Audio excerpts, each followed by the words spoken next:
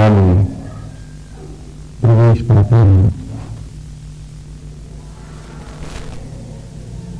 अभी तक वेद की सभी ऋचाओं में पूर्व के ऋषि और वर्तमान ऋषि जिनकी कथा का अमृत हम ले रहे हैं, उन्होंने हमें बड़े सूक्ष्म ढंग से हमें प्रकृति के अनुरूप जीने का एक अद्भुत मार्ग दिया है।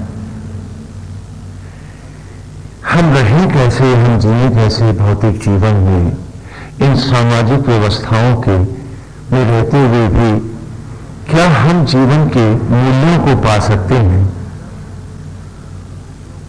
तो वेद ने हमें दिखलाया कि वेद का समाज से, सामाजिक जीवन अथवा व्यवस्थाओं से कोई मतभेद नहीं है। वेद आपके जीवन के किसी भी अंग को आपसे अलग नहीं करता है, वरन एक परिपक्व जीवन जीने की कला सिखाता है कि जहां आप पूरी ईमानदारी के साथ अपने आप को भी पढ़ते चले और जीवन के दायित्वों का निहित होकर निर्वाह करते रहे।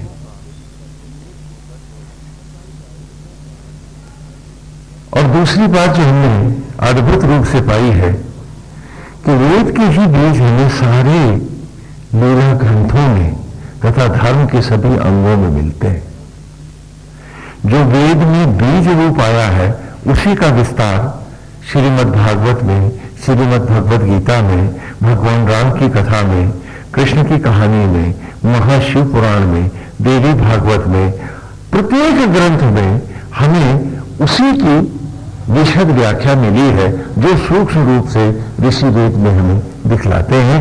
तो धर्म में भी, मत मतांतरों में भी कहीं कोई भेद नहीं है, केवल समझ के भेद है,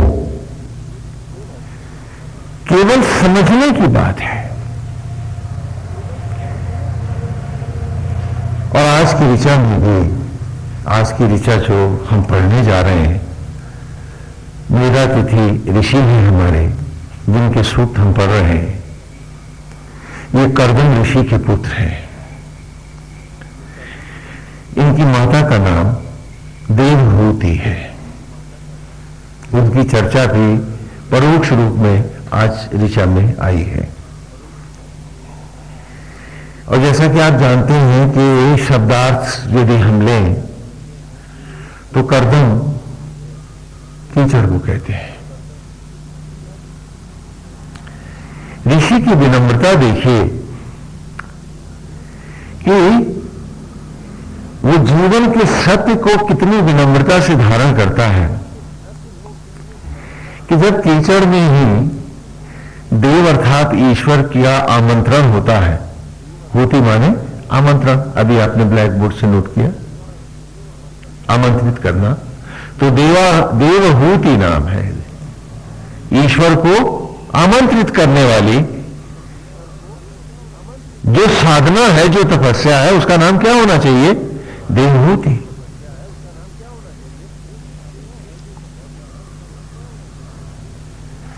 और उसी कीचड़ से ही तो सचराचर प्रकट होता है, उसी से तो, मट्टी से ही तो हम भी तन पाते हैं, उसी मट्टी से, पानी से।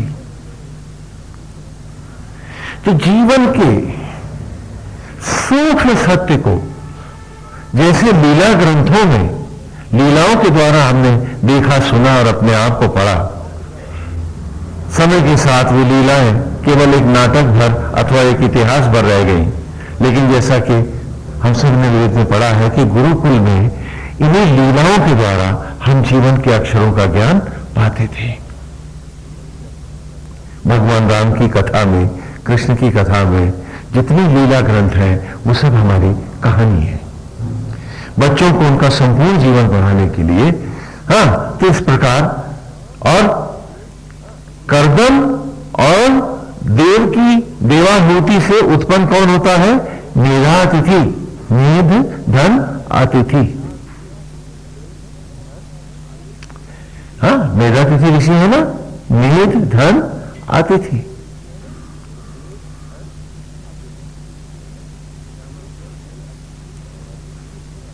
कि आमंत्रण से अतिथि हमारी मेध में आए, हमारी बुद्धि में वेद आकर के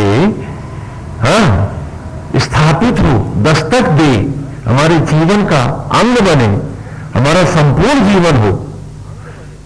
इसलिए ऋषि मेधातिथि है। और ऋषि अपनी इस ऋचा में भी कह रहा है, आज की ऋचा में, अग्नि शुक्र शोचिषा, अग्नि शुक्र शोचिषा विश्वाभिर्देव हूति भी इमं स्तोमं जुषस्व न। अग्नि शुक्र,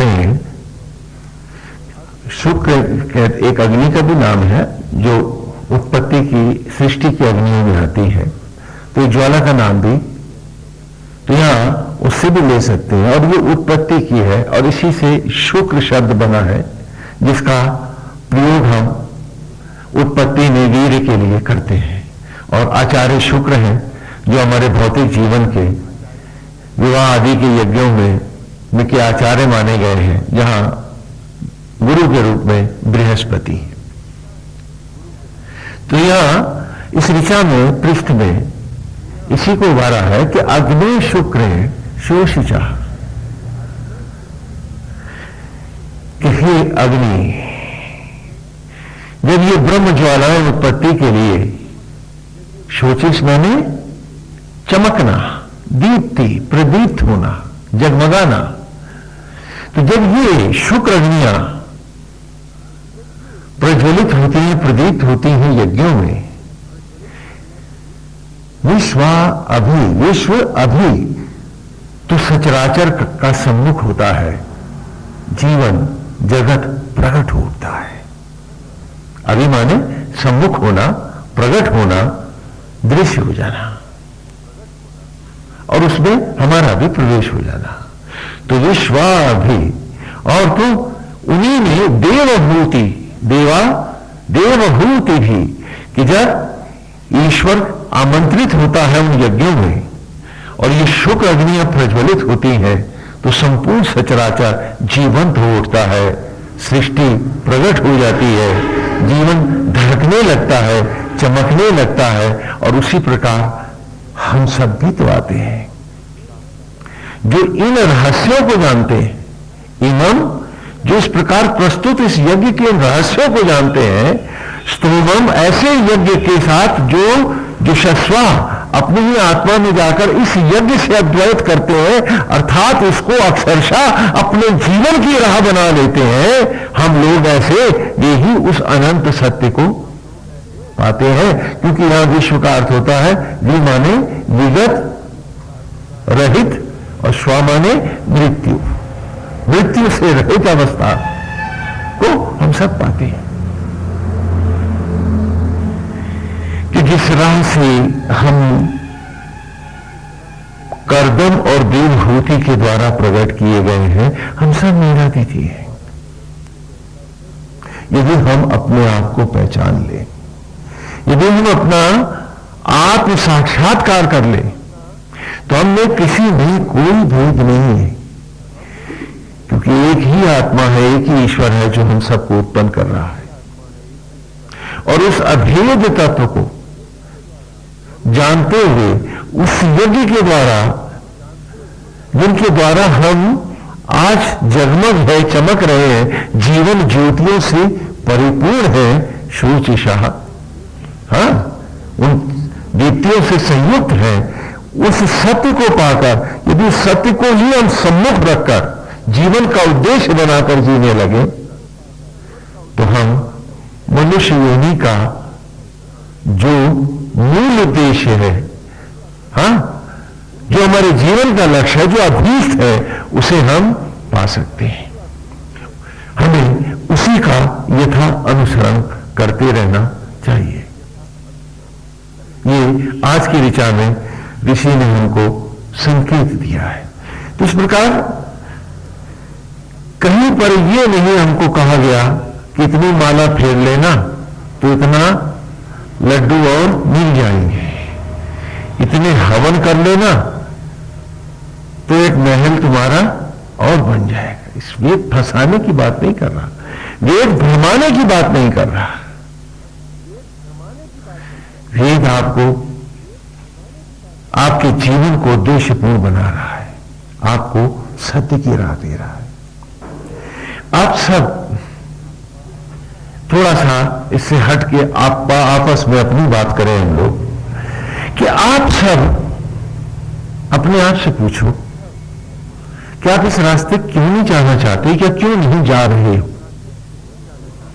सब पूछो अपने आप से, मन ही मन। कौन सी बाधा है जो आपको रोके कि यहां खाली माला, खाली भजन गा करके, स्वामी जी फलानी जगह फलाने ऋषि ने कहा है, उसने ये कहा है कि चाहे अनचाहे आलस्य प्रमाद में खाली नाम ले लो तो कोटि जन्मों के पाप नष्ट हो जाए। आप ये सारी छूट हमसे क्यों मांग रहे हो? आखिर आप कहीं और इससे ज्यादा जरूरी काम है उसमें फंसे हो, तभी तो यहां सस्ता माल ढूंढ रहे हो। जहां गंभीर नहीं होना चाहते हो तो वो कौन सी जगह है? अपने आप से पूछो। क्योंकि आज इस प्रथम सूप का समापन हो रहा है, तो थोड़ा पूछो अपने आप से कि तुम अक्षरशः इस रास्ते पर क्यों नहीं जा पा रहे हो, और भगवान को इतना ढीला, इतना सस्ता और सरल क्यों बनाना चाहते हो? क्योंकि तुम्हारे पास इससे ज्यादा जरूरी काम जो है तुम्हें फुर्सत नहीं है। बोलो, ये सच बात है। तो ईश्वर से भी और जीवन के मूल उद्देश्यों से भी ज्यादा महत्वपूर्ण और क्लिष्ट क्या है जिसके लिए ईश्वर को आप बहुत बौना और सस्ता बनाना चाहते हो? खाली एक नौकर की तरह कि तुमने माला फेर दी, उसने तुमको दे दिया, दुकानदार है वो सौदा दे रहा था। क्यों? पूछो अपने आप से। क्योंकि जब तक अपने आप को मांजोगे नहीं, धोओगे नहीं, वेद नहीं पढ़ पाओगे कि ऐसा क्या गरु गंभीर तुम्हारे पास है जिसके लिए वेद को और ईश्वर को छोड़ना तुम्हारे लिए बहुत जरूरी है। अपने अपने मन में सोचो, सवाल का जवाब सोचो, सोचो, विचार करो कि वो कौन से कारण है जहां तुम चाहते हो कि भगवान तो बिल्कुल सस्ता हो जाए, सब्जी से भी सस्ता, और वो उससे भी जरूरी कौन सा काम है जो उससे भी ज्यादा जरूरी है, इसलिए तुम्हें फुर्सत नहीं है अपने पास बैठने की, और इसको जीवन में धारण करके जीने के लिए तुम्हें हर बार इससे अलग हटना पड़ता है। पूछो अपने आप से कि व्हाट इज दैट इंपॉर्टेंट, एक अथवा अनेक वो कौन से विषय हैं जो तुम्हें बांधे हैं? क्योंकि जब तक जानोगे नहीं तो अपने आपको पढ़ोगे कैसे? वो कौन सी ऐसी वस्तुएं हैं, झूठे दंभ, मिथ्याभिमान, चौधराहट, लोभ, सहानुभूतियां, अतृप्तियां, किन डालो सब, और क्या ये सब पूरी हो जाए तो तुमको जीवन का सुख मिल जाएगा?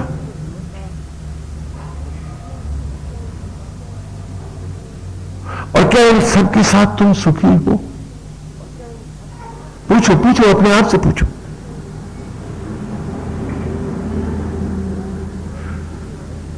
क्या इनका पेट भर पाएंगे हम, और भर भी लेंगे? तुम हम क्यों कर रहे हैं ईश्वर को छोड़ करके? हम क्यों कर रहे हैं? और इसके लिए हर बार हमें सत्य की राह क्यों छोड़नी पड़ती है? अपने आप से पूछो। क्या मैं फिर उस झूठ में, प्रपंच में, आसक्त जगत में वेद के इस पवित्र मार्ग को छोड़ के जाने की जरूरत क्यों पड़ती है? एक सवाल है, पूछना ना आज अपने आप से।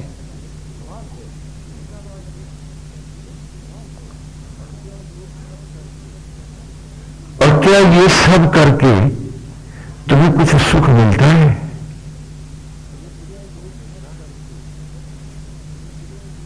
हम कुछ सवाल है। वो जो काम धंधे में लगे हैं, मैं उनके कार व्यापार को भी साथ में ले रहा हूं, जो नौकरी पेशा है उनकी नौकरी को ले रहा है, और जो बाकी गुरुजन भी हैं मैं उनसे भी पूछ रहा हूं कि इनमें पढ़ करके ईश्वर को नकार करके क्या तुम्हें क्या मिलता है और क्या तुम पाना चाहते हो, अपने आप से पूछो। और क्या उसमें तुम्हारा उद्धार है, यह मेरा अगला सवाल है। यदि आप कहते हो कि आपने बहुत कुछ कमाया है, तो मैं पूछता हूं क्या उससे जिंदगी का एक दिन कमा सकते हो, लौटा के ला सकते हो? ला सकते हो? एक दिन जिंदगी का, सिर्फ एक दिन जिंदगी का, वो तुम्हारी 50 साल की कमाई में पूछ रहा हूं मैं, दे सकते हो, ला सकते हो? और इन 50 सालों में तुमने जब ईश्वर गवाया ना, वेद से हट के जिए, तो तुमने सुख पाए या तनाव, ईर्ष्या, द्वेष, चिंता, टेंशंस, इसी के साथ तो जिए तुम। और लौट नहीं सकता एक दिन तुम्हारे जीवन का, तो फिर हम वेद से हटके क्यों जीना चाहते हैं आगे भी? उसी गलती को हम क्यों दोहराना चाहते हैं फिर से? कि भगवान को हम इतना सस्ता कर दें कि हमारा ये जन्म इतना सस्ता हो जाए कि लौट के मनुष्य योनि तक आना भी संभव न हो पाए। एक प्रश्न है, क्या मैं ये प्रश्न अपने आप से निरंतर पूछ नहीं सकता हर काम में? दिन में हर काम करते हुए क्या मैं इस सवाल को अपने आप दोहरा नहीं सकता कि उससे हट के अगर मैं इसमें रह रहा हूं तो क्यों रह रहा हूं, और इसमें कौन सी ऐसी उपलब्धि है जिसके लिए मैं कर रहा हूं?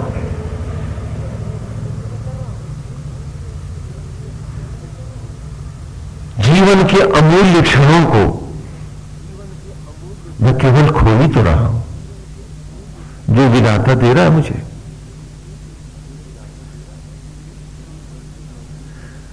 सीढ़ी सीढ़ी, मंजिल मंजिल, जन्म जन्म मैं यहां तक पहुंचा हूं, और यहां आकर के मैं दिग्भ्रमित क्यों हो गया हूं? क्या मुझे इसी राह को आगे नहीं जाना था? तो मैं यहीं क्यों भटक गया हूं? एक सवाल मेरा मुझसे है, क्यों कर रहा हूं मैं ऐसा? जिस दिन ये प्रश्न तुम अपने आप से पूछने लगोगे, उस दिन आपको मुझसे नहीं पूछना पड़ेगा क्या भाई ये ऐसा क्यों है। आपके सवाल नहीं है, बचने के बहाने हैं।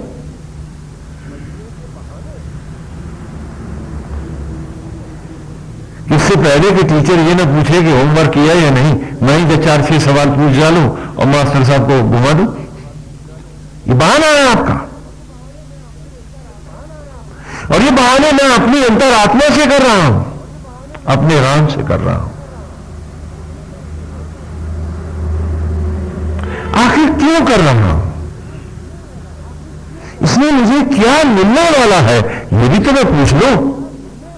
क्योंकि बिना मतलब के, बिना कुछ प्राप्ति के मैं कुछ करता नहीं हूं, तो आज यही पूछ डालूं कि मुझे इसमें प्राप्ति क्या है।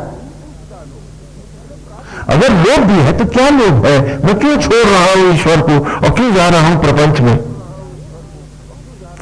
एक सीधा सवाल अपने से पूछ लूं मैं, और ये सवाल बार बार मैं अपने आप भीतर कुरेदता रहूंगा, तो बेशक ये बैसाखी बन के मुझे कदम कदम प्रभु की राह चला देगा।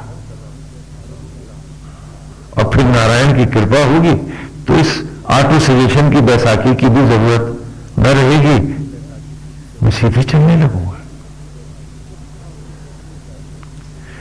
स्वभाव बदले जाते हैं, स्वभाव बदलते। जब आप बच्चा पैदा होता है, क्या वो ईर्ष्या, द्वेष, घृणा, लोभ, मोह, आसक्ति जानता है? क्या जानता है? तो फिर उसमें ये स्वभाव कैसे आते हैं? अभ्यास से आते हैं। देखता है चारों तरफ के वातावरण को, हर कोई लोभ से मतलब की बात कर रहा है, वो भी करने लगता है। हर कोई झूठ बोल रहा है, वो भी बोलने लगता है। हर कोई लड़ाई झगड़ा कर रहा है, वो बच्चा भी सीख लेता, करने लगता है। नहीं करता क्या?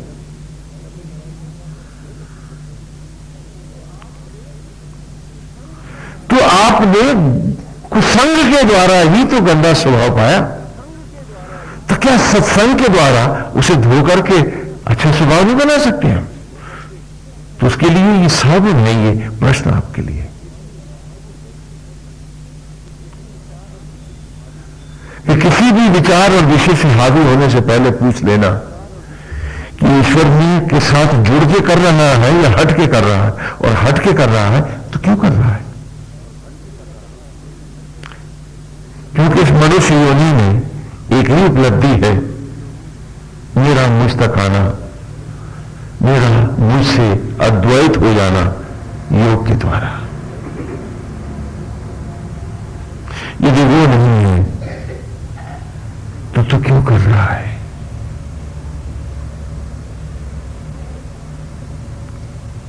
इसी बात को, इसी विचार को प्रेरित करने के लिए सारी कथाएं कथानक है। और वेद का ऋषि फिर हमें प्रेरित करके यही लाया है कि वो जो सोचते हैं कि मुझे प्रभु मिल जाए, वो एक बात हुई ना,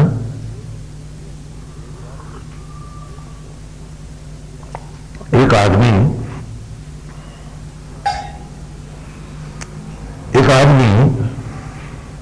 महाजन जो था वो गड्ढे में गिरा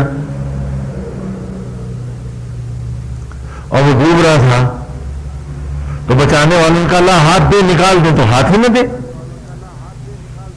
वो कहे हाथ दे दे तो हाथ पीछे कर ले। तो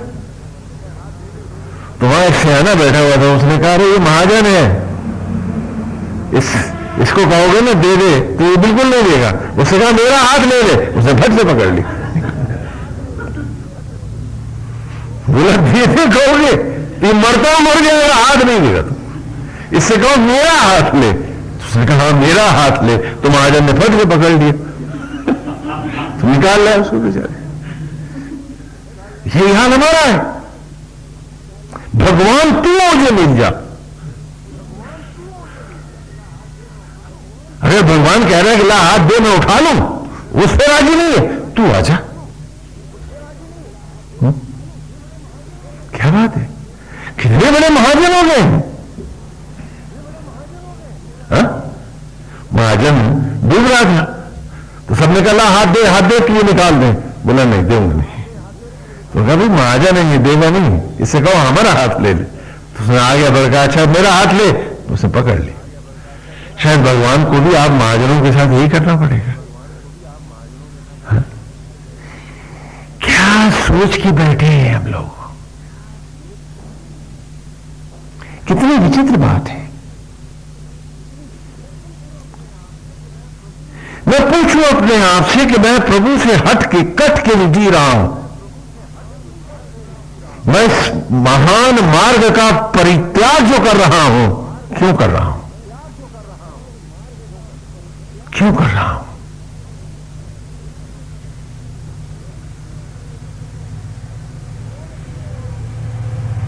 कौन से अवरोध में? क्योंकि किसी धर्म शास्त्र ने आपको मेरा तेरा नहीं पढ़ाया है। ये पिछली ऋचाओं में हम बहुत अच्छे से स्पष्ट करके आए। चाहे तो एक बार फिर दोहरा लें, क्योंकि जीवन के पाठ हैं, इन्हें दोहराते रहेंगे तो जीवन धुलता रहेगा और शायद हमारी यादाश्त भी सधी रहेगी। पिछले ऋचि में चौथे सूक्त में ही उसके हम इस बात को पढ़ के आए कि मनुष्य की योनि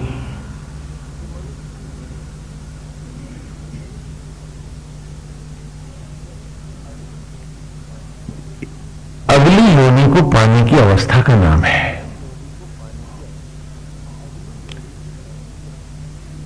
ये पास होंगे तो अगली अवस्था अनंत है, फेल होंगे तो फिर 84 लाख अध्याय पढ़ने, इस प्रकृति की पाठशाला के पाठ्यक्रम पढ़ने, इसी इन योनियों में जाना पड़ेगा। हाँ, थोड़े नंबरों से फेल होंगे, यानी राह तो सीधी चलते रहे लेकिन फिर भी अटक गए, तो कुछ योनियों के बाद तत्क्षण मुझे मनुष्य योनि मिल जाएगी। तो जब भी हमारे घर में बालक उत्पन्न हुआ तो हमने 12 दिन का सूतक मनाया कि मेरा ही पूर्वज है, 12 योनियों का अभिशाप भोग के आ रहा, इसलिए 12 दिन की छूत सूतक मनाई जाएगी, बरहा मनाया जाएगा।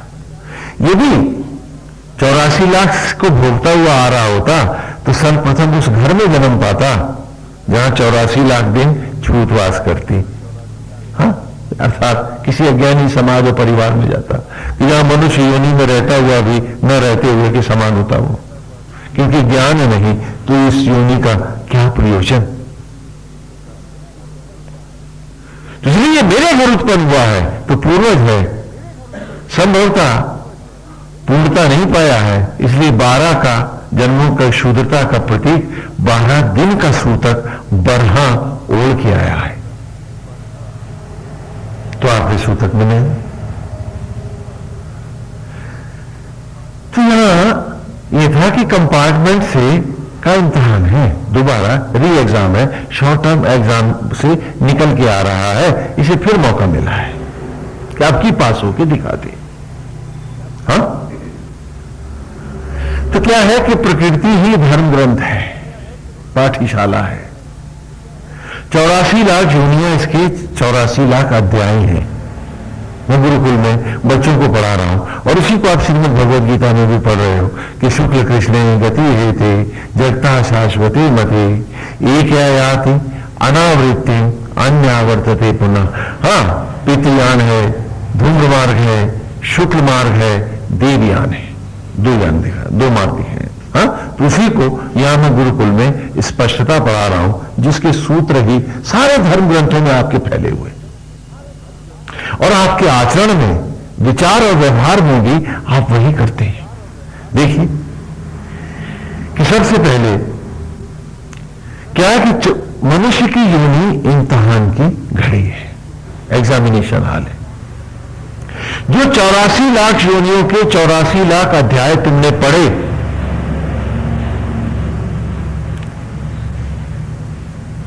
तो उसको कौन अध्यापक पढ़ाता रहा? आत्मा ही पढ़ाता रहा। घटघटवासी आत्मा ही हर योनि में तुम्हारा अध्यापक बन करके तुम्हें सारे पाठ पढ़ाता रहा। जंगल में गाय के बछड़ा हुआ,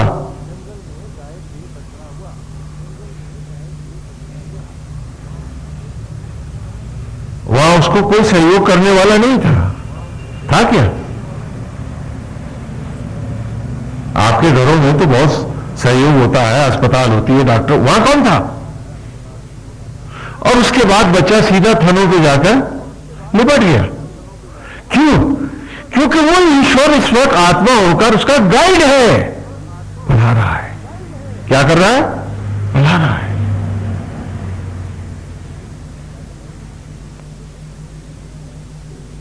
देखो, वो वहां उसे पढ़ा रहा है, इम्तिहान नहीं ले रहा, तो उसने सीधा थन के पास ले जाएगा। बचपन में ही उसे अच्छे और बुरे की पहचान है, मित्र और शत्रु को वो पहचानता है। आप तो बुढ़ापे तक नहीं पहचानते हैं, वो सगा बन के आपको कुछ भी पिला जाए आप पी जाओगे। क्यों? क्योंकि यहां वो इन्विजिलेटर है, एग्जामिनर है, परीक्षक है, गाइड नहीं है।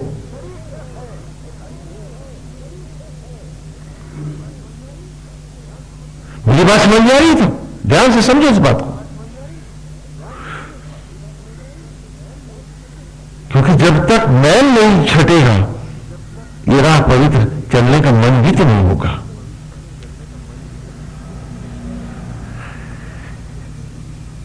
चिड़िया अंडे छोड़ के उड़ गई और कुछ चिड़िया पीछे रह गई। तो वैज्ञानिकों ने जिस चिड़िया के अंडे थे उन पे वही मार्किंग उनके पंखों पे भी लगा दी। चिड़िया तो चली गई, बच्चे छूट गए पीछे। बच्चे हुए तो उनके लिए वही मार्क लगा दिया गया जो जिस अंडे पे था। और फिर वो चिड़िया, वो बच्चे भी उड़े और वैज्ञानिक देख के हैरान थे कि उन्हीं पेड़ों पे बसेरा करते और दुनिया के एक हिस्से से दूसरे हिस्से में उतर आए। और जब वो उतरे भरतपुर के तालाबों में तो हर बच्चा तीर की तरह अपनी मां के पास था। क्यों? किसने बताया उसको? और उसकी मां ने कैसे जाना कि वही बच्चा है? आपका बच्चा मेले में छोटा खो जाए, एक समय के बाद ना आप उसे पहचान सकते ना वो आपको जान सकता। आप लाख फिल्मी बातें करें, वो अपनी जगह है।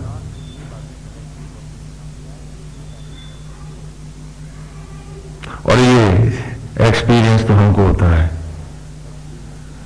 कि न जाने कितनी बार कितनी बूढ़ियों ने अपने बचपन के खोए हुए बेटों को मेरे में खोजने की कोशिश की कि कहीं मैं वही तो नहीं।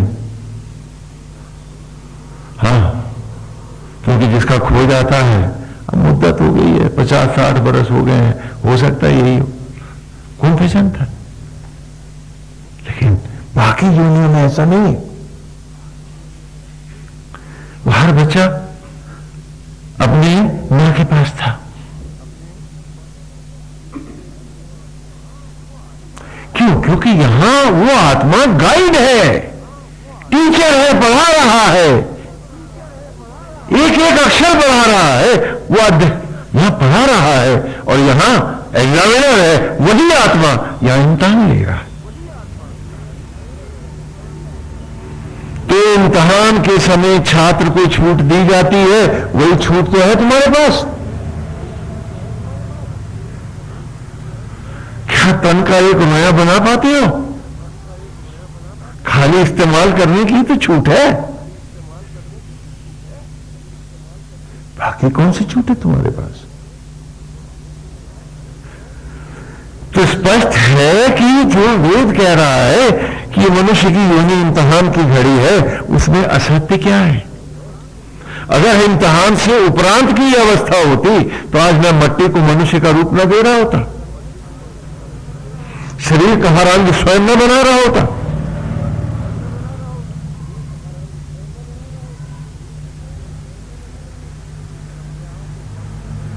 और अपने आप को मन चाहे रूप न दे सकता मैं। ये कब कर सकूंगा? जब इससे पास होऊंगा तब कर सकूंगा। बोलो, समझ में आ रही मेरी बात? तो अब थोड़ा एग्जामिनेशन हॉल में आ जाओ। जब बच्चा इम्तिहान देने जाता है, वही मास्टर जो उसको सारा साल पढ़ाता है वही परीक्षक भी हो सकता है ना? आज वो उसे गाइड करेगा क्या? क्या आज वो उसको प्रश्नों के उत्तर स्वयं लिखा देगा? नहीं, आज तो लिखा देगा, वैसे पूछ रहा हूं। हाँ, आज तो आपकी शिक्षा की देवी जो है, हाँ, राम जाने कौन है, हाँ, सरस्वती जी तो कहीं दिखाई नहीं पड़ती, कहीं नीरसवती है तो कहीं हाँ, पैसे की माया वाली है, मायावती है। हाँ, कि परीक्षक आज बच्चे को डांटेगा नहीं। डांटेगा क्या? ना, फ्रीडम है। और वही तुम्हारी मनुष्य योनि की फ्रीडम है। चाहो तो जिंदगी के इस प्रश्न पत्रों के उत्तर दे डालो, और चाहो तो टेबल बजाते रहो, मौज करते रहो, चाहो तो काफी फेंक के चले जाओ, कोई कुछ नहीं कहेगा। क्यों? क्योंकि अब रिजल्ट जो आना है। तो आपने उस छूट को अपनी उपलब्धि बना लिया। क्या ये उचित है? हाँ, मान लिया आपने कि अब आप तो बहुत समझदार हो गए। हाँ, यानी कहां से आप वीआईपी हो गए, बड़े अफसर हो गए, वो बड़ा धंधा सेठ हो गया। हाँ, मान लिया आपने। और जबकि सच क्या है कि उम्र अपनी खा रहे थे, रक्त अपना पी रहे थे, बोटियां अपनी नोच रहे थे, जिंदगी जा रही थी, कमा रहे थे कि गंवा रहे थे। कोई दूसरों को नोच नोच खाता होगा, आप तो अपनी उम्र स्वयं नोच नोच के खा रहे थे, और दंभ आसमान चढ़े हुए थे कि मैं ये हूं, मैं वो हूं। अरे क्या है हम? पूछे तो अपने आप से, कभी ना पूछे नहीं अपने आप से।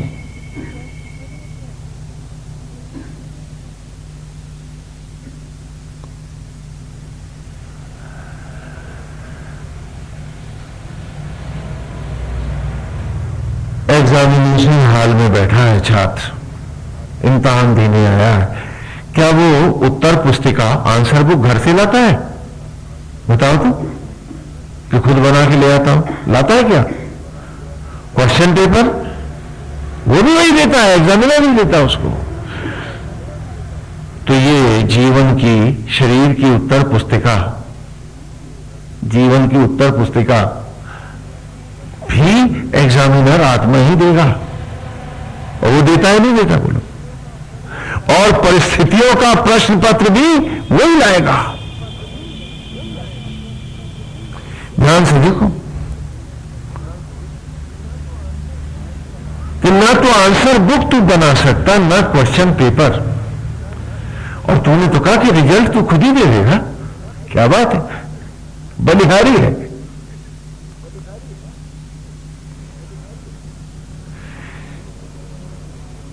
कि जीवन की उत्तर पुस्तिका भी आत्मा लाएगा, और परिस्थितियों का प्रश्न पत्र भी वही लाएगा।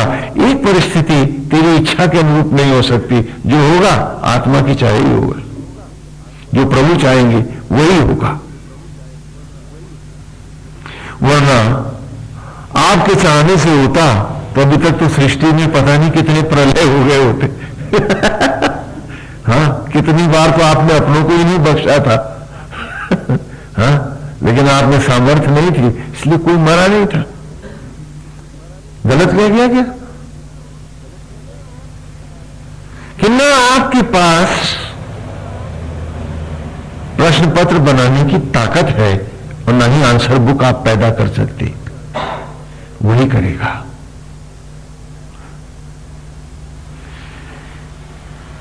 उम्र के क्षण है, घंटी बजेगी, उत्तर पुस्तिका छीन ली जाएगी। आगे एक अक्षर तू न लिख पाएगा, अब तो रिजल्ट आएगा।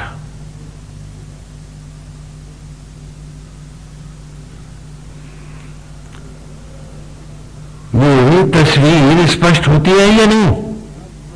और आप सबके साथ यही तस्वीर आज भी यथा बीत रही है ना? तो हम क्यों नहीं पहचान लेते अपने आप को?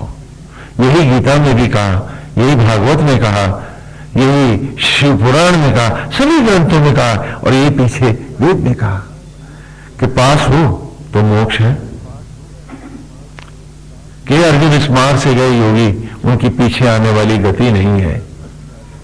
अन्य और दूसरी जगह मार्ग से जाने वाले व्यक्ति आवर्तते पुनः, यहां अनावृत्ति है, न आवृत्ति है, फिर नहीं आना होता। क्यों? क्योंकि जो पास हो गया अब वो अगली कक्षा में आएगा, इसमें थोड़े ना लौटेगा। वो दोबारा क्यों आएंगे इस क्लास में? आएगा तो पढ़ाने के लिए, आएगा तो राह दिखाने के लिए आ सकता है, वो भी विधाता की इच्छा पर, अन्यथा क्यों आएगा? ये खुली तस्वीर है हमारे सामने कि पास हो जाओ मोक्ष है,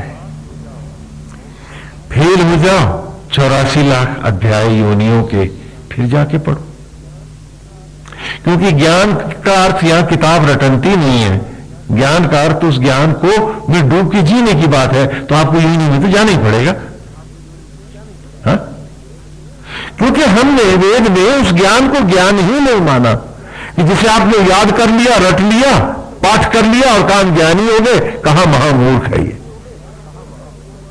ज्ञान वो है जो तुम्हारे रोम रोम से झलके, ज्ञान वो है जो तुम्हारे विचार और आचरण में छाए, ज्ञान वो है जो तुम्हारा संपूर्ण व्यक्तित्व हो जाए। हमने सिर्फ उसको ज्ञान माना है। और जिसे तुम जियो, जिसे तुम पियो, जिसे तुम खाओ, जिस पर तुम सो और जिसे तुम ओढ़ो और पहनो, यदि वो है तो ज्ञान है, नहीं तो अज्ञान है। कागज की डिग्रियों की बात वेद करता नहीं है, हम मानते भी नहीं है इसको। ये तो और बड़ी बड़ी मानसिकता का रूप है, ये कागजों की डिग्रियां, जिनका कि कोई मतलब ही नहीं है। आपने उसको नॉलेज मान लिया और फूले घूम रहे हैं कि साहब मेरे पास इतनी डिग्रियां हैं, मेरे पास इतनी पोजीशन है। नहीं, क्या वो आपके जीवन में है?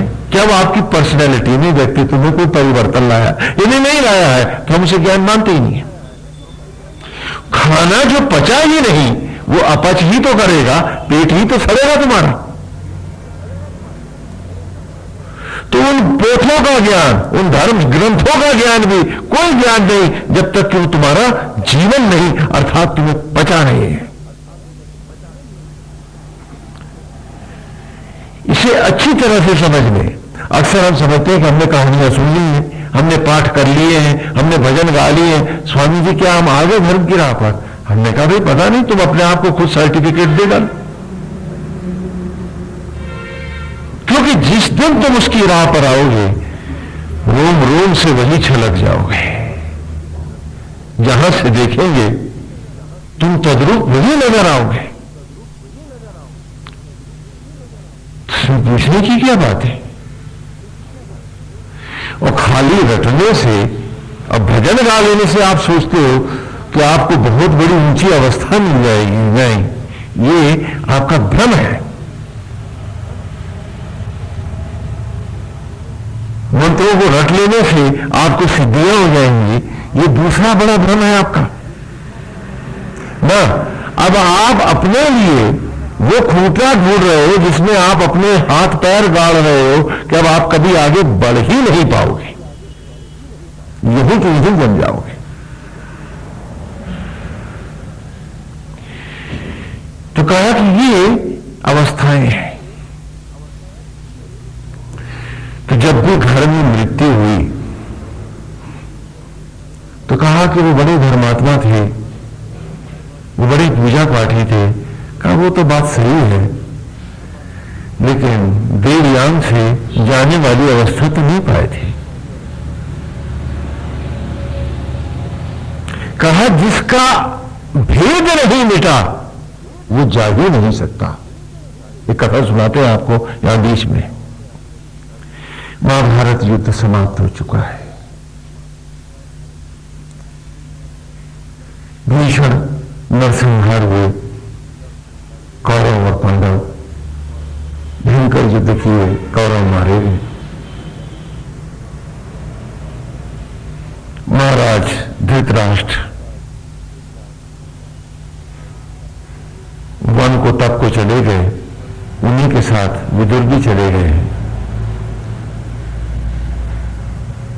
महाराज शांतनु की पत्नी कुंती भी उनके साथ ही हैं। युधिष्ठिर सम्राट सुशोभित हुए हैं। भगवान श्री कृष्ण सबसे मिलकर द्वारिका की ओर चल दिए हैं, उन्हें भी अब लौटना है। जब भगवान द्वारिका की ओर जा रहे हैं, रास्ते में एक सघन वन प्रदेश में उन्होंने देखा कि एक बहुत बड़े वट वृक्ष के नीचे ऋषि उत्तंग तपस्या कर रहे हैं। वासुदेव ने रथ रोक दिया और वो ऋषि को प्रणाम करने के लिए भगवान स्वयं वहां गए।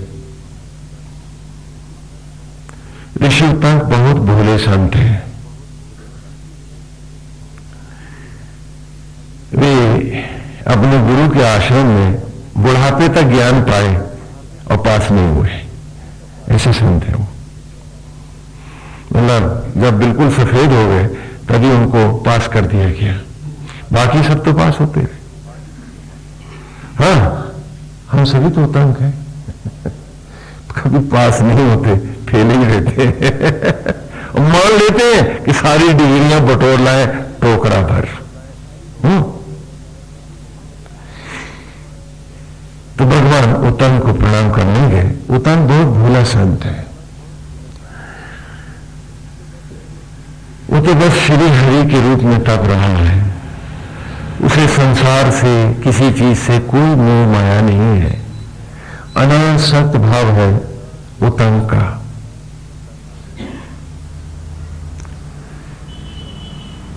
उतंक ने देखा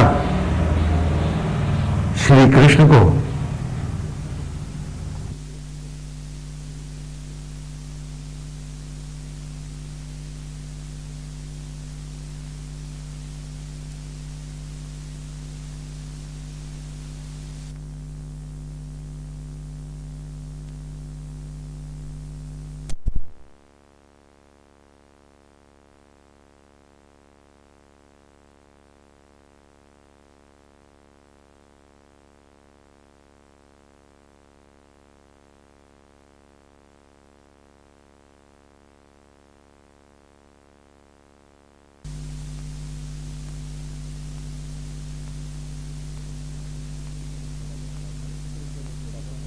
विषय में थोड़ा बदला दूं कि महाभारत महाकाव्य में आरंभ से ही अंत तक ही उतंक आता है। सर्प यज्ञ भी यही जन्मेजय से करवाता है बदला लेने के लिए नागराज तक्षक से। वरना महाकाव्यों में एक ऋषि जो आरंभ में जो पात्र आता है अगले खंड में दूसरा बदल के दूसरा हो जाता है। बहुत ही कुछ ऐसे पात्र होते हैं जो लगातार चलते हैं, तो उनमें उतंक है महाभारत। क्योंकि तक्षक ने गुरु दक्षिणा को जो कुंडल ला रहा था तो वो चुरा लिए थे इनके। आप लोगों ने टीवी सीरियल में अन्य प्रकार से भी ये देखे हैं लीला है। कहानी हरि अनंत हरि कथा अनंता, अब उस अनंता में एक और अनंता टीवी सीरियल होगी। हाँ। तो उतंक को प्रणाम करने के लिए भगवान गए। उतंक ने देखा तो आशीर्वाद दिया और कहा, कहो वासुदेव कहीं से आ रहे हो? कहा, भगवान ऋषिवर मैं हस्तिनापुर से आ रहा हूं और द्वारिका को जा रहा हूं। मार्ग में आपके दर्शन हुए तो आपका आशीर्वाद लेने आपको प्रणाम करने में चला आया। तो कहा, अच्छा हस्तिनापुर से आ रहे हो? हाँ। कहा, कैसे हैं महाराज धृतराष्ट्र और उनके और पांडु के पुत्र सब आनंद मंगल से रहते रहे हैं? हम सब आनंद तो हैं। तो कहा कि बोले होते हैं तुमको नहीं मालूम कि वहां एक भयंकर युद्ध हुआ है, भीषण नरसंहार हुआ है। वहां सत्ता के लिए कौरव और पांडव भयंकर युद्ध किए हैं और सारे कौरव मारे हुए हैं। धृतराष्ट्र भी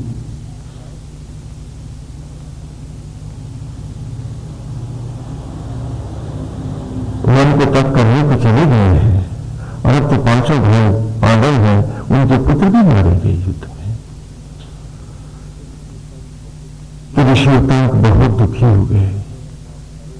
उन्होंने कहा, अरे अरे ऐसा फला फूला साम्राज्य जहां सुख की नदियां थी, अमृत ही बरस रहा था जहां, हाँ ऐसे साम्राज्य का इतना भयंकर विनाश हो गया।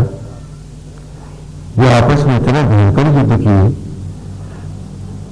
कहा कि कृष्ण तुम कहां थे? कहा, मैं उस युद्ध में शामिल था, मैं भी तो नहीं था।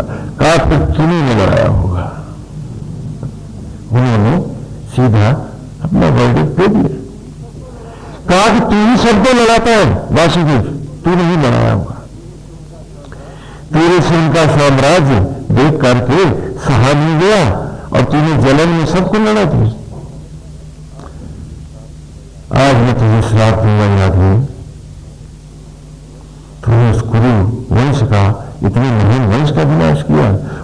कमंडल से हाथ में ले लिया भगवान को श्राप देने के लिए। ऋषि उद्धत होकर तैयार हो गए। तो कृष्ण ने मुस्कुरा कर कहा, अरे भले उतंक, श्राप देने से पहले मेरी ओर देख तो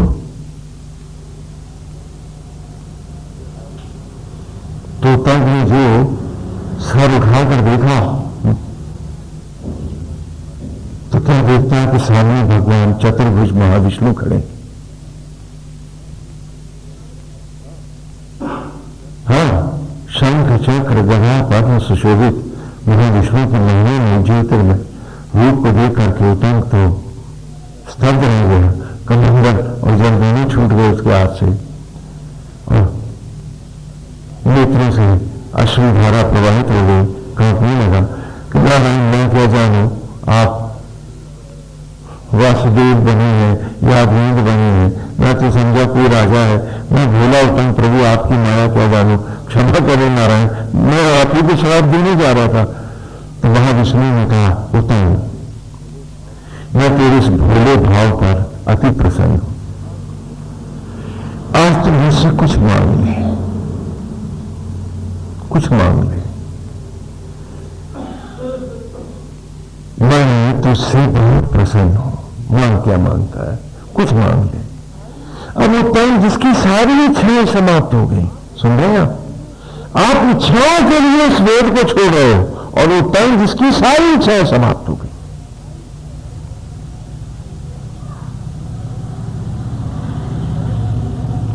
उतंक जिसकी सारी इच्छाएं समाप्त हो गई।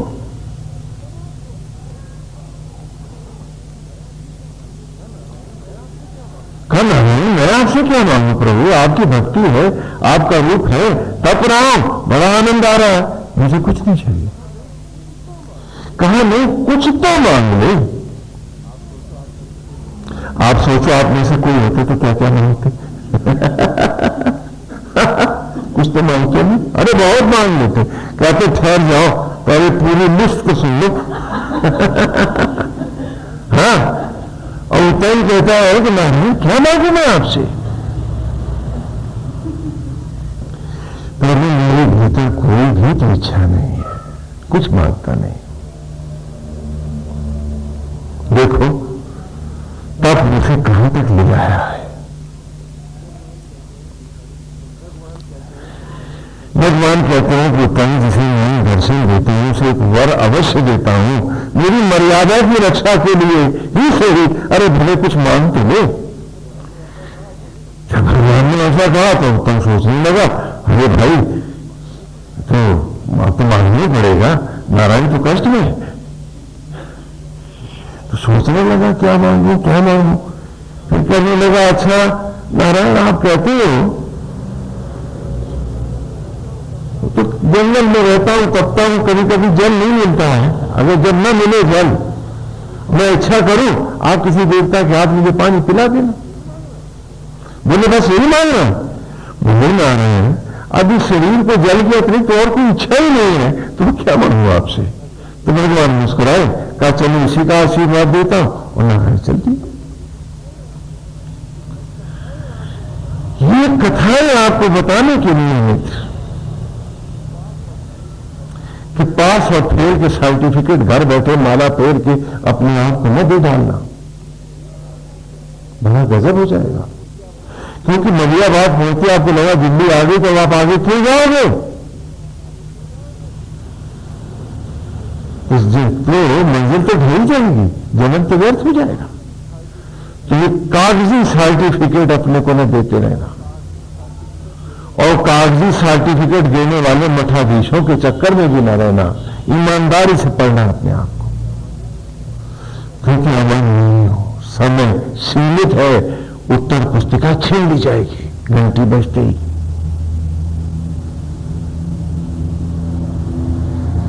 तो कहा कि पानी पिला देना, कहा ठीक है ठीक है, तेरी इतनी इच्छा है तो ठीक है। और भगवान ने तथास्तु कहा। अब फिर याद उतंक ने देखा कि रथ पर बैठे पुनः वासुदेव जा रहे हैं, नारायण उन्हीं के रूप में पुनः। हाँ, देवता की ओर बढ़े जा रहे हैं। उत्तंग ने उस रूप को भी प्रणाम किया कि नारायण आपकी लीला है, आपको पाना कितना आसान थोड़े ना है। अब अपना तप करने लगा।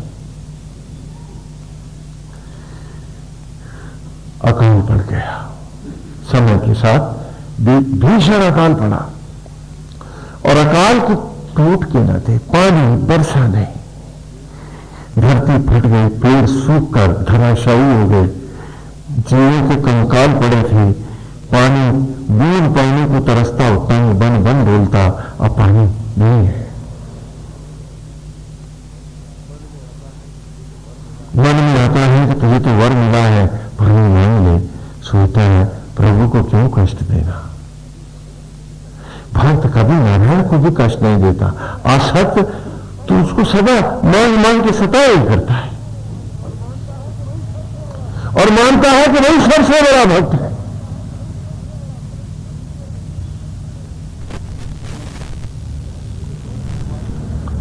कि क्यों गोपाल को, क्यों नारायण को कष्ट देना।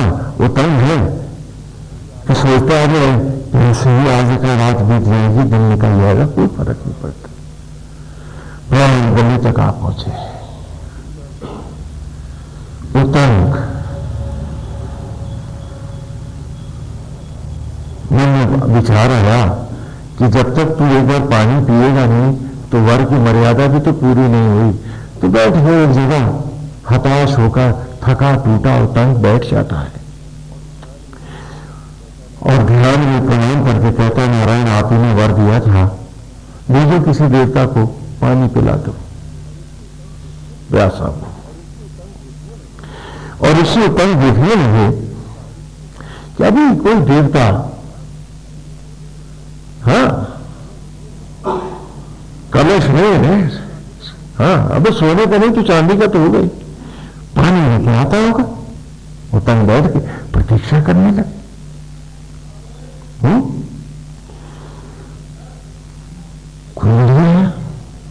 तभी उत्तंग ने देखा दूर से एक भिश्ती चला रहा। भिश्ती समझते तो, हाँ? और उसने चमड़े की मशक भरी हुई पीठ पे लादे एक भिश्ती आ रहा है।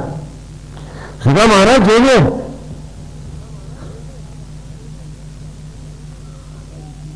कहा आशीर्वाद है। कहा ऋषिवर को आशीर्वाद मालूम पड़ता है। बोले तो तेरे से क्या, तुझे अपने रास्ते। कहा जंगल में इस मशक पर पानी के अलावा पानी नहीं है, पियोगे पी लो। उत्तंग ने कहा कि तेरे हाथ का पानी पीऊंगा मैं, और वो भी इस मृत चांद में रखा हुआ। तेरा सांस कैसे वो मुझे कहने का, जाता है कभी श्राप दो। तुम हंसता हुआ चला गया कि मारे श्राप न दो, मैं जा रहा हूं, आपको नहीं पीना, मत पी। और इसी वक्त भगवान पुनः प्रकट हो गए महाविष्णु और चतुर्भुज नारायण ने कहा, बोले आतंक आज तुमने अमृत गया है, सारे तप के बाद भी तू कुछ नहीं पाया है। ध्यान से सुनिए, महाभारत की कथा सुना रहा हूं आपको मैं। ये कथाएं, इनका प्रयोजन क्या है इसे समझिए, यदि इन कहानी पास सुन रहे तो।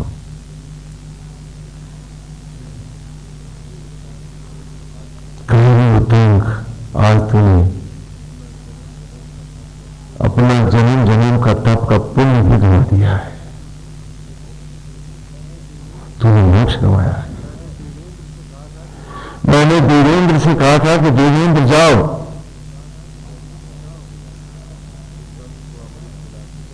उत्तंग को अमृत पिला के ले आओ, वो मोक्ष का अधिकारी हो गया है। क्योंकि उसकी दृष्टि अभेद है, वो प्राणी मात्र में सिर्फ मुझे देखता है। एक आत्मा का दर्शन करने लगा है। महाविष्णु जो है ना चतुर्भुज है, उनके चारों हाथों में क्या है, शंख, चक्र, गदा, पद्म। हर तपस्वी के लिए ये चार चिन्ह अनिवार्य होते हैं, नहीं तो तप ही नहीं होता। ऐसा नारायण कहना कि शंख के सदृश मंगलमय वाणी जिसकी, जो जीव मात्र को कभी आहत नहीं करता, किसी को पीड़ा देने के लिए कभी भी जो वाणी का प्रयोग नहीं करता, शंख मंगल नाद है। कि शंख के सदृश मंगलमय वाणी जिसकी, दृष्टि जिसकी सुदर्शन है। दृष्टि आंख जिसकी, नजर जिसकी सुदर्शन है।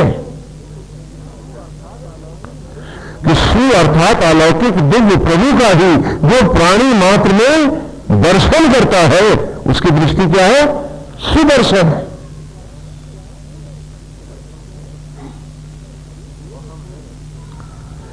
और हम हैं कि वेद छोड़ सकते हैं, भेद नहीं छोड़ सकते। हाय, उसके बिना जिएंगे कैसे? वेद के बिना तो जी रहे हैं, जी लेंगे क्यों नहीं? मेरा तेरा नहीं करेंगे तो जीने का मजा क्या रहेगा? कैसा? शायद इसीलिए वेद का रंग हम पर चढ़ के नहीं देता। हाँ,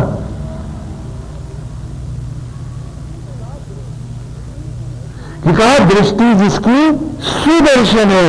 सु माने अलौकिक दिव्य नारायण का ही, अपनी आत्मा श्रीहर का ही जो प्राणी मात्र में दर्शन करता है, खाली गाता नहीं श्री राम में, बल्कि जो सब में सुदर्शन करता है, उस दिव्य के ही दर्शन करता है। और संकल्प जिसका गदा है, संकल्प जिसका गदा है, कि संकल्प की गदा पर जो अपने असत्य को, अज्ञान को, दंभ को और अपवित्रता को, संकल्प की गदा पर अपने गंदे विचारों को, अश्वत्व को जो स्वयं नष्ट करता है पूरी ईमानदारी से। बात यह, दूसरों को तो आपने बहुत सुधारा, अरे वो तो सुधर भी गए होंगे, आप कब सुधरेंगे? तो ये संकल्प की गदा पर अपने भीतर के हर असत्य और अज्ञान को तोड़ता हुआ वेद के को ही अपनी राह मानता है और उसी पर अक्षरशः चलता है। और कमल की कोमलता हुए इस संसार रूपी कीचड़ में कमल की भांति जो प्राणी मात्र पर कोमलताओं से दिख जाता है, प्राणी मात्र में प्रभु का दर्शन करता, सचराचर की सेवाओं को शिरोधार्य करता है, न्यौछावर होकर जीता है, कहते हैं वही तप करता है, वही मार्ग पर आता है और वही इस मार्ग को जानता है, बाकी कोई नहीं पता है। तो महाविष्णु कहते हैं, मैंने देवेंद्र से कहा कि देवेंद्र, उसकी दृष्टि सुदर्शन है, वो प्राणी मात्र में मेरा दर्शन कर रहा है, इसलिए उसने अभेद ब्रह्म को पाया है, तो वो उस परम ब्रह्मावस्था को, अनंत आयु को, मोक्ष का अधिकारी हो गया है। जाओ उसे अमृत पिलाओ, मेरे सामने लाओ। देवेंद्र ने कहा कि नहीं नारायण, अभी उसमें भेद बाकी है, वो अधिकारी नहीं। तो कहने लगे, जब हमने कहा कि हमारा आदेश है तुम्हें जाना होगा, तो उनका प्रभु एक याचना मेरी भी है, क्या कि मैं भिष्टी बन के चमड़े की मशक में अमृत रख के ले जाऊं। अभेद होगा, पी लेगा, भेद करेगा, रह जाए। वो देवेंद्र थे जो तुम्हारे सामने अमृत भर कर लाए थे। उत्तंक, तुमने वो अमृत अपने भेदभाव के कारण आज फिर गंवाया है। तो कितना पानी पिएगा तू, तुझे जल ही जल मिलेगा। और महाविष्णु अंतर्ध्यान हो गए, चारों तरफ जल ही जल था, पेड़ फिर भरे थे, पशु पक्षी कलरव कर रहे थे, तालाब जल से भरे थे। उत्तम पी, कितना पानी पिएगा।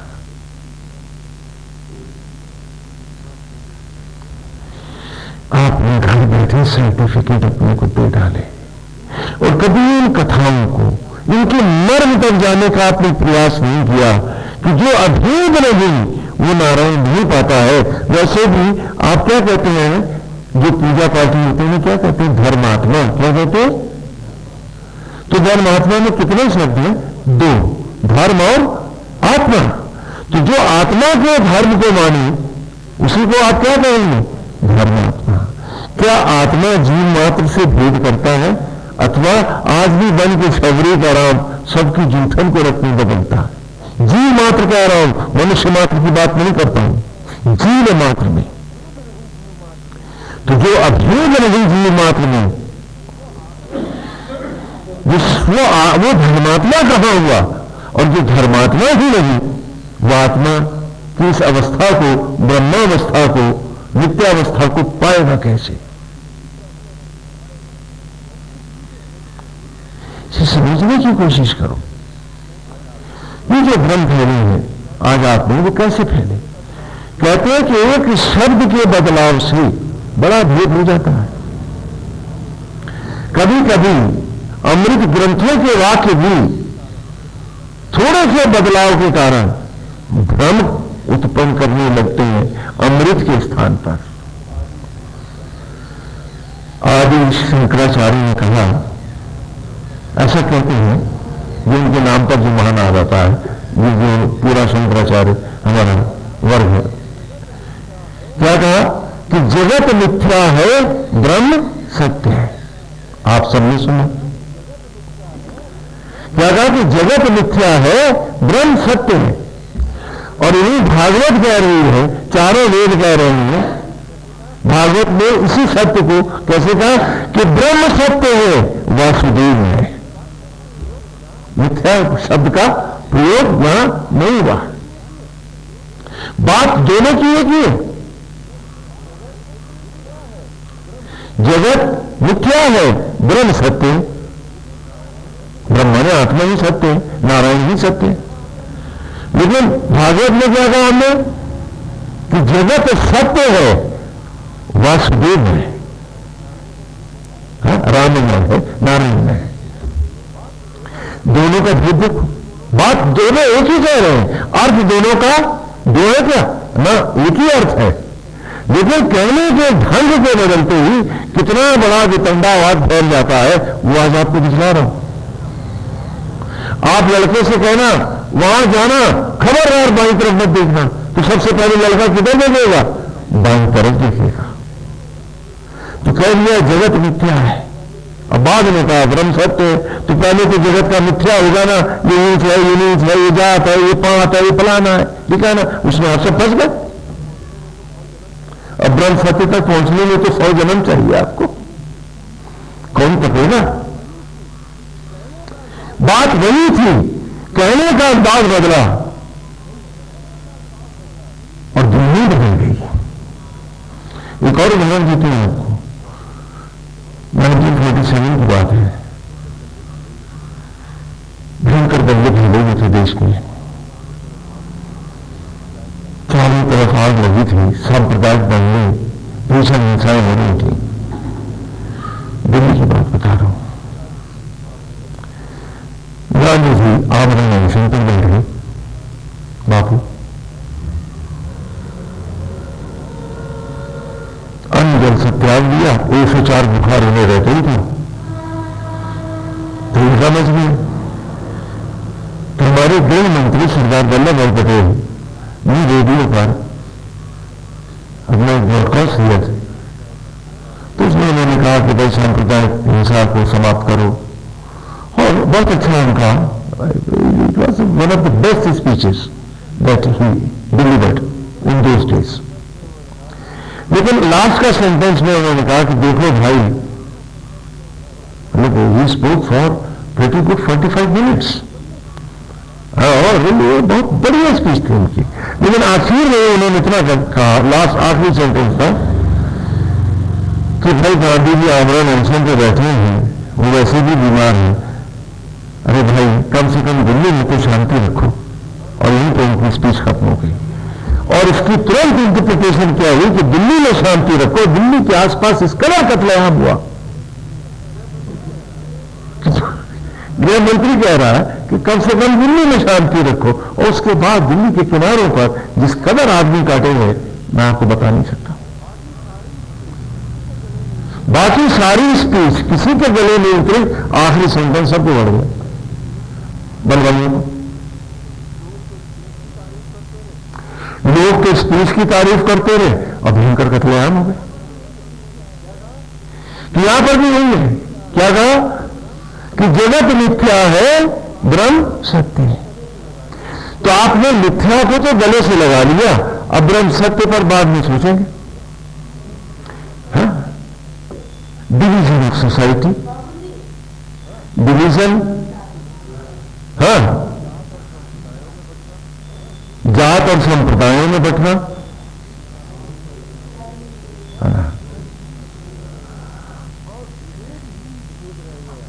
और भेद ही भेद रह गया, अभेद तत्व नहीं रहा। और ये कथाएं कह रही हैं कि जिसका भेद नहीं मिटा उसने सत्य को नहीं पाया, और इसीलिए इस भेद में जीते हुए जब आप अपने ही घर में पड़े थे तो सबने कहा कि इन्होंने बड़ी पूजा पाठ किया। कहा हाँ ठीक है, शॉर्ट टर्म एग्जाम ही मिलेगा, मिलेगी तो मनुष्य योनि ही। अब आप लाभ कहो बैकुंठ गए स्वामी जी, वहां गए, हाँ मिलेगा तो भी व्यवस्था, क्योंकि भेद नहीं मिटा। हाँ अगर भेद मिटा है तो ये वो मिटाने वाला जिसने भेद मिटाया वो जानता है, तो वो निश्चित ही उसकी मुक्ति है। लेकिन जिसका भेद नहीं मिटा है उसकी मुक्ति नहीं होती है, नहीं होती है।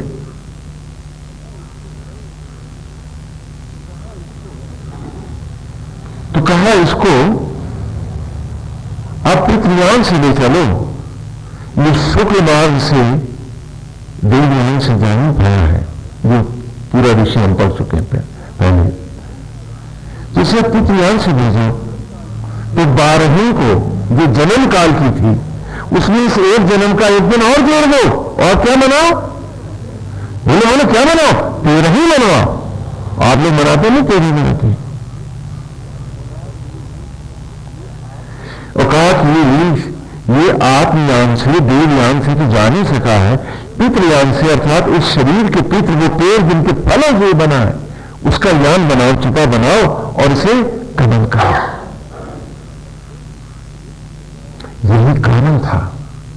ये सब ये क्यों कराते हैं, क्यों आए थोड़ा सा अब इस रूप में कि हमारी भावना क्या थी, हमने आपको गलत धर्म क्यों दिया, वही चौथे सूत्र में। हाँ थोड़ा सा वहां फिर झांक लें अच्छे से कि जब आप पैदा हुए अज्ञानी थे तो आप शूद्र कहलाए, जन्मना जायते शूद्र। और जब तक आपका विप्लवोपदी संस्कार नहीं हुआ आप ब्राह्मण के घर में भी बालक शूद्र ही कहा। वो वेद का पाठ नहीं कर सकता, वो मूर्ति का स्पर्श नहीं कर सकता। क्यों? क्योंकि यज्ञोपवीत से ही गुरुकुल में हम उसे ज्ञान देंगे, 3 सूत्रों से उसके जीवन को उद्देश्यपूर्ण बनाएंगे कि मट्टी के लिए नहीं जीना है, सत्य के लिए जीना है। पहला सूत्र कि तू मट्टी से अन्न में कैसे आया, हाँ वो पिछले ऋषि ने हमने विस्तार से पढ़ा है, यज्ञोपवीत का ऋषि पहला है, प्रथम ऋषि वेद का जो है। तो हर पेड़ और वनस्पति के प्रति भक्त होना, उनसे रहस्यों को पाना, और दूसरा सूत्र वही वनस्पतियां किस प्रकार यज्ञ के द्वारा मनुष्य के रूप में लौटे। तो दूसरा तागा जो जनेऊ का है, 3 तागे होते हैं ना, तो दूसरा तागा है कि प्राणी मात्र में अपनी आत्मा का दर्शन करना। और तीसरा सूत्र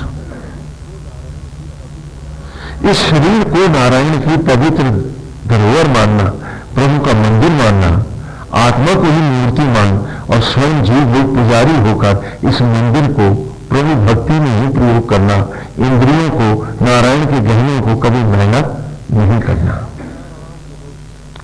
धनुषाकार बना रहा हूं जनेऊ क्योंकि गांधी है, धनुष है।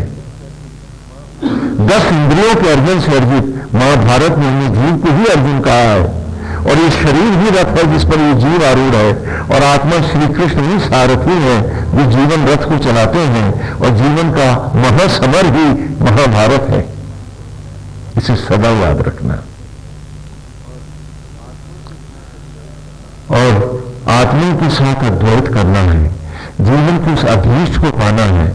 जब जब यज्ञोपवीत पर दृष्टि जाए, जीवन संग्राम की सुधि आए, जैसे अभी मैंने कहा कि मेरा एक प्रश्न रख लो, जमीन नहीं तो इसी को रख लो, कुरेद देगा ये आपको।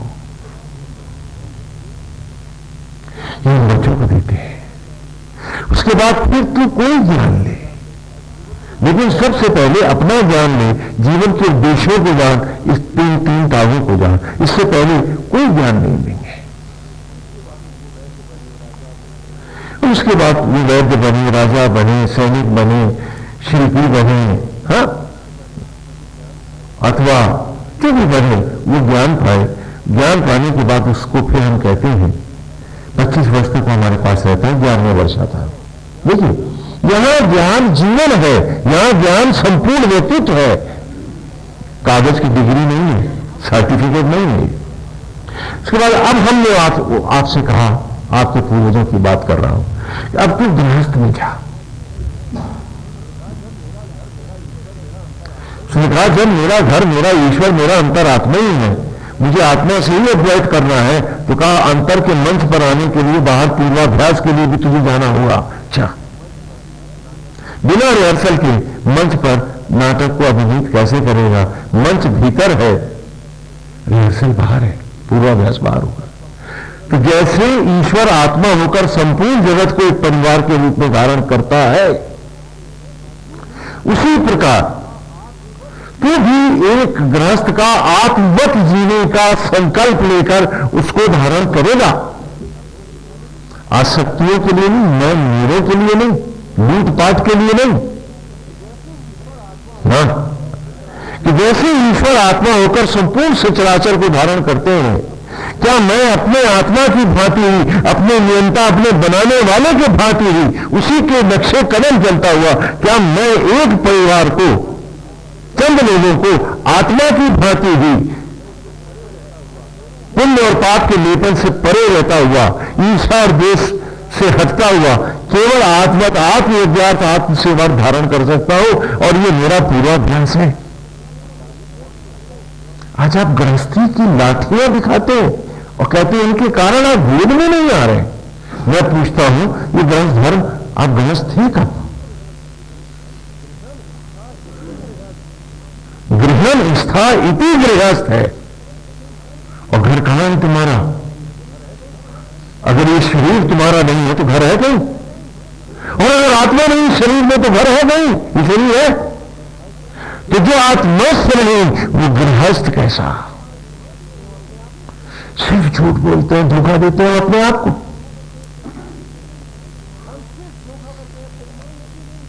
हम सिर्फ धोखा करते हैं अपने साथ और मान लेते हैं कि हम गृहस्थ हैं।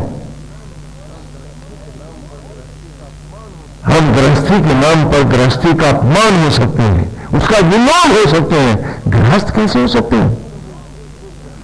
कि जो आत्मस्थ नहीं वो गृहस्थ कैसा? मैं तो बेटा कौन जो पिता की राह जाए तो अपनी आत्मा की भांति, कि आत्मा पूरे सचराचर को धारण करता है, उसी प्रकार मैं एक परिवार को आत्मा की भांति ही धारण करूंगा, मेरा तेरा अपना पराये के लिए नहीं, ईर्ष्या देश और लोभ मोह के लिए नहीं। और आज आप सिर्फ इसी के लिए ये सारे नाटक करते हैं कि जहां आपके लोभ में, आपकी अतृप्तियों में कुछ घाटा हो गया तो मियां बीबी बुला लेते हैं, पता नहीं कौन सी गृहस्थी आपकी।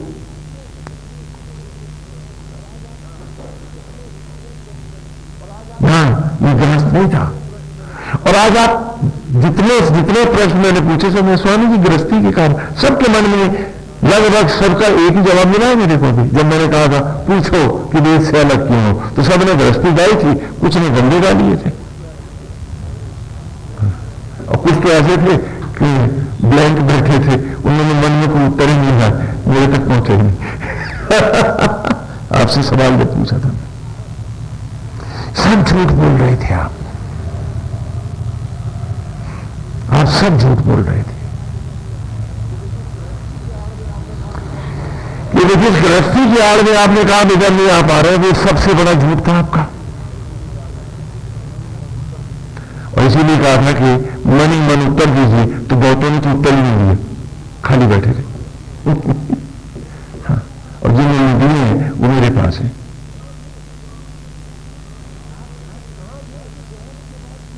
क्या आप गृहस्थ कहां थे? और कहा कि गृहस्थ के बाद फिर 12 वर्ष का वनवास दूंगा, अर्थात वानप्रस्थ लेना पड़ेगा तुमको, और तुम्हें जुआ हारना होगा जिंदगी का, कि जो जीता से जीता, जो हारा सो हारा, मैं चला, my time is over, finish. और अब मैं वानप्रस्थ लेता हूं, अर्थात अब एक परिवार का नहीं, सारे सचराचर का होकर जीऊंगा, क्योंकि अभी अभ्यास नहीं करूंगा तो अद्वैत धर्म तक पहुंचूंगा कैसे? और जब तक मैं अभेद तत्व तक नहीं पहुंचा, मुझे अभीष्ट मिलेगा कैसे? इसलिए अनिवार्यता मैं 12 वर्ष का वानप्रस्थ लूंगा। क्यों? क्योंकि मेरे भीतर भले मैं निमित्त होकर के भी गृहस्थ को धारण करता रहूं, खैर अब तो आसक्त होकर करता रहूं, तो अब तो और भी जरूरी है मेरे लिए, और मैं लेते हूं। अब तो क्या है, मैं तो छोड़ता हूं कम्बल को, कम्बल मुझे नहीं छोड़ता है स्वामी जी। क्या बात है? क्योंकि मन जब तक अभेद नहीं होगा, मुझे वो अवस्था नहीं मिलेगी जिसके लिए मैं तड़प रहा हूं, जिसकी ललक है मुझ में, जिसकी लपट अभी बाकी है मुझ में। ये मन के दिए अभी बुझे नहीं हैं, कहीं कहीं रोशनी टिमटिमा जाती है, तभी तो बार बार ईश्वर को जानने की सुधि आ जाती है। कहीं कुछ लपट बाकी है, वरना सारे लखनऊ यहां क्यों नहीं, कुछ ही लोग क्यों है? तो क्या ये चमक भी चली जाएगी शिवशिशा आज की इच्छा में? क्या इस दिए को भी मैं बुझा दूंगा, अथवा इसे दावा नहीं बना दूंगा? ये सोचना है मुझको। तो इसीलिए गृहस्थ के बाद हमने आपका वानप्रस्थ स्थान रखा ना। क्यों? क्योंकि ये अनिवार्यता है। तुझे चोरों से नहीं बचना, लुटेरों से नहीं बचना, अरे तुझको तुझसे ही बचना है, इन विषयों से बचना है। चोर धन चुरा लेगा तो तेरा भार हटा देगा, लेकिन ये विषय तो तुझे रसातल तक ले जाएंगे। तो 12 वर्ष का वानप्रस्थ आपके पूर्वज लेते थे, क्यों लेते थे? कि नहीं ठीक है, हम आत्मत आत्मनित होकर जिए हैं, लेकिन हमने आवेश भी हुआ है, हमने क्रोध भी हुआ है, हमने युद्ध भी लड़े हैं, हमने साम्राज्य भी बनाए हैं। हमारे भीतर हम लाख कहीं कहीं भेद कुछ हुआ है हमको, और उसने जड़ी बिठाई है अपनी। हाँ, उसके अंकुर भी अकुए भी फूटे हैं। तो इसलिए अब 12 वर्ष का एक विकट वानप्रस्थ लेते हैं कि प्राणी मात्र की सेवा करेंगे। और संविधान कथा में हमने आपको बताया था कि कल का राजा राम आज देखो एक साधारण सेवक की तरह अवध की गलियों में हर गरीब की सेवा में लगा हुआ है, उसे कोई संकोच नहीं है। और हमेशा होता था। आज तो रिटायरमेंट के बाद भी आपकी ईगो, भूतपूर्व प्रधानमंत्री, अब पूर्व की जगह प्रेत का नहीं कर देते, भूत प्रेत, आपका भूत नहीं जाता है, और वो भूत ही बना के छोड़ता है, राम नहीं मिलाता है। ईगोस, दंभ, मिथ्याभिमान छोड़ते ही नहीं उनको, नहीं। और वहां वो जीते ही स्वयं वानप्रस्थ लेता है कि जो जीता वो मैं आज जुआ हारा और मैं वानप्रस्थ थी। क्योंकि मुझे महाभारत जो जीतना है जीवन का, मुझे काल के माथे पे पांव रख के जाना है। युधिष्ठिर साहब तो 12 साल का वानप्रस्थ अनिवार्य है, और फिर 1 वर्ष का अज्ञातवास है। अभी तक तो लोग मुझे जानते थे, पहचानते थे, उन्हीं लोगों के बीच में था मेरा वानप्रस्थ। तो कुछ अतीत की भी यादें सबको रही होंगी, कुछ मेरा प्यार भी रहा होगा। अब मैं बिल्कुल अजनबी प्रदेश में आत्मस्थ होकर के और सबकी सेवाओं में जाऊंगा, और 1 वर्ष के अज्ञातवास में मैं सबकी ब्रह्मवत सेवा करूंगा और स्वयं को तोड़ूंगा कि कोई अतीत की इच्छा, कोई भेद जागा तो नहीं है। और इस अभेद प्रदेश में क्या मैं जीव मात्र के प्रति अभेद हूं? और तब लौट के आऊंगा, 18 दिन के हवन यज्ञों का सामना करूंगा, जलाऊंगा, 18 दिन का महाभारत लड़ूंगा, कुल यज्ञ करूंगा, और उतार कर ये श्वेत वस्त्र वानप्रस्थ का, ज्योतियों का वस्त्र धारण करता, सारे अतीत को जलाता, अब आत्म ज्वालाओं में ब्रह्म अग्नि में ही अद्वैत करूंगा, इन ज्योतियों को धारण करता अपनी राह चला जाऊंगा, सन्यासी हो जाऊंगा। ये मार्ग नीत का था, आपका व्यवहारिक प्रैक्टिकल लाइफ है, क्यों दी हमने? अगर इससे कम पर छुटकारा हो सकता तो हम ये मार्ग देते आपके पूर्वजों, और आपके पूर्वज जितने सरल, सहज और राममय होकर जीते थे, क्षमा करें आज का समाज उतना ही कुटिल होकर के जी रहा है, तो आज तो इस मार्ग को और भी बड़े मार्ग की हमारे को मांझने की जरूरत है।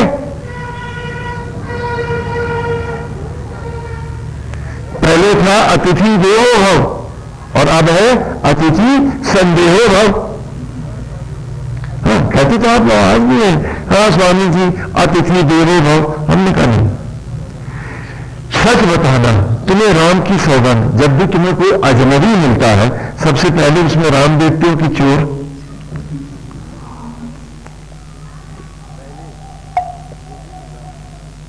पहले जो भी मिला कह रहे भगवान रूप में तो नहीं है,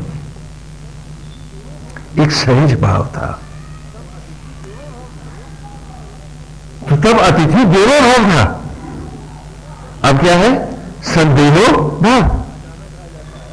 अब तो जाना पहचाना भी और अचानक आ जाता है तो संदेह घर कर जाते हैं, पता नहीं क्या कहने आ रहा है, क्या मांगने आ रहा है, क्या करेगा। तो हमारी मानसिकता इतनी भयंकर रोगी हो चुकी है, मन के कैंसर हम सबको लगे हुए हैं, हम सब। तो ऐसे समय में यदि हम अपने आप को मांझेंगे नहीं, धोएंगे नहीं, निर्मल नहीं करेंगे, तो वेद के इस पावन मार्ग पर हम आएंगे कैसे? ये अमृत मार्ग हम सबका कैसे होगा? और उसके बाद जब आप संन्यास को आते थे, जब उसे हम संन्यास देते थे तो सारे ग्रंथ उसके रखवा देते थे कि नहीं, अब इन 18 दिन का जो संग्राम तुमने करा है, 18 अध्याय जो गीता की तुमने लड़े हैं, यहां 18 पर्व जो महाभारत के युद्ध के लड़े हैं, अब ये सब सिमट करके यजुर्वेद का 40वां अध्याय, जिसे आप ईशावास्य उपनिषद कहते हो, ये यजुर्वेद का 40वां अंतिम अध्याय है। मतलब यजुर्वेद में कितने अध्याय हैं? 40 अध्याय हैं, और उसका जो 40वां अध्याय है उसी का नाम है, क्या है? ईशावास्य उपनिषद। बाद में रखा गया है ये, और इसमें 18 ऋचाएं हैं। ये 18 ऋचाएं उसके जीवन क्या बात मंत्र हो जाती हैं, ये जीवन की राह बन जाती हैं, और 5 महावाक्य ही उसके जीवन की मार्ग हो जाते हैं। और वो 5 महावाक्यों को पूरी स्थिरता से, जिसे जीवन भर वो धारण करता रहा है, अब पूरी तरह से पकड़ता हुआ वो प्राणी मात्र में एक सत्य को धारण करता है। नहीं तो उत्तम की भांति वो भी तो भटक जाएगा। उत्तम का अर्थ का शब्द का अर्थ कर लो, उत माने उत्ताहलंट है, उत माने संशय, और अंक माने अंग में, शरीर में। तो जिसके शरीर में संशय व्याप्त है वो सब क्या है? और इस उत्तंक के उसमें अंगों में समाये हुए संशय के निवारणार्थ ही उत्तंक की कथा है। ये सारी कथाएं हमने क्यों दी? ये बताने के लिए कि जिसे आप बड़े धर्म पूर्वक करते रहिए। और यही अर्जुन के 5 प्रश्न भी हैं गीता में।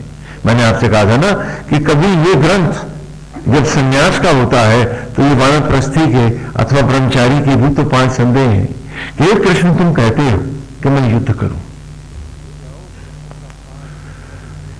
इन हत्याओं का पाप क्या मुझे नहीं होगा?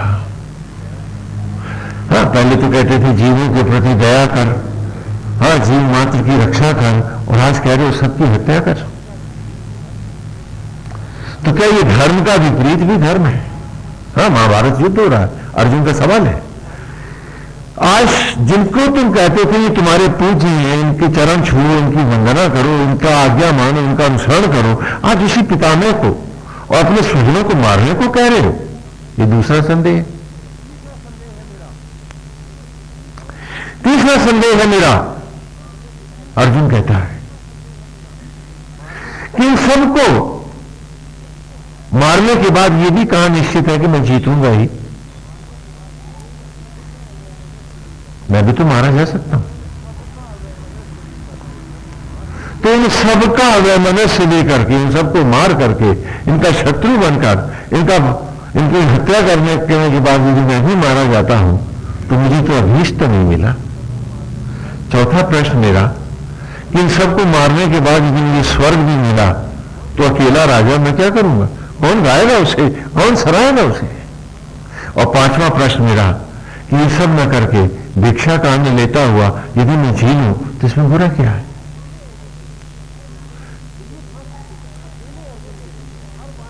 तो ये प्रश्न उस अकेले अर्जुन के नहीं है, हर वानप्रस्थी जो संन्यास को जा रहा है अथवा जो ब्रह्मचार्य से संन्यास को प्राप्त हो रहा है उसी के तो है कि आज तुम कह रहे हो युद्ध कर, अर्थात सारे जगत का परित्याग कर दे।